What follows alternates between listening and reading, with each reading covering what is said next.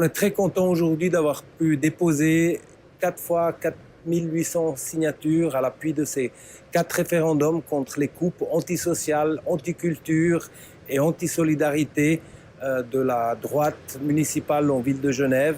C'est essentiel, on a pu démontrer que l'engagement paye, on va pouvoir lutter avec la population pour empêcher ces coupes budgétaires qui non seulement sont d'une portée réelle pour les prestations à la population. Il y a toute une série de prestations qui diminuent, que ce soit dans la culture, dans le social. Je pense aux manifestations moins culturelles. On voit déjà, il n'y a plus de fête de la musique sur la rive droite, par exemple, ou la coupe dans le social symbolique, les coupes dans les allocations de rentrée scolaire. C'est des coupes qui font mal, qui sont vexatoires, presque mesquines, à l'encontre de la partie la moins bien lotie de la population, d'aller faire les poches aux enfants pour qu'ils ne puissent plus acheter le matériel scolaire. Et nous tenons donc à rappeler à la majorité de droite qu'il y a eu un vote en 2016 qui rétablissait l'intégralité des coupes qu'ils avaient réalisées à hauteur de 8 millions, des coupes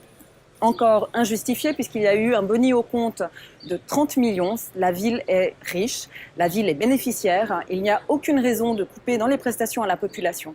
Le vote de la population en juin 2016, donc le 5 juin, il n'y a même pas, enfin un tout petit peu plus d'une année, a été très clair. La population est attachée à une diversité culturelle, à une richesse.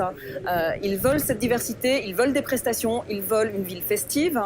On ne peut pas avoir une ville riche en culture sans en payer le prix. Et notre ville a cette capacité, a la capacité d'offrir cela à la population. L'enjeu, c'est de montrer que la lutte payera aussi en s'engageant pour qu'on retrouve une majorité de la population pour défendre le non, les 4 non à ces 4 coupes très dommageables et qui vont totalement à l'encontre du projet de ville solidaire, de ville sociale, de ville écologique et de culture que nous préconisons, je pense, avec une majorité de la population.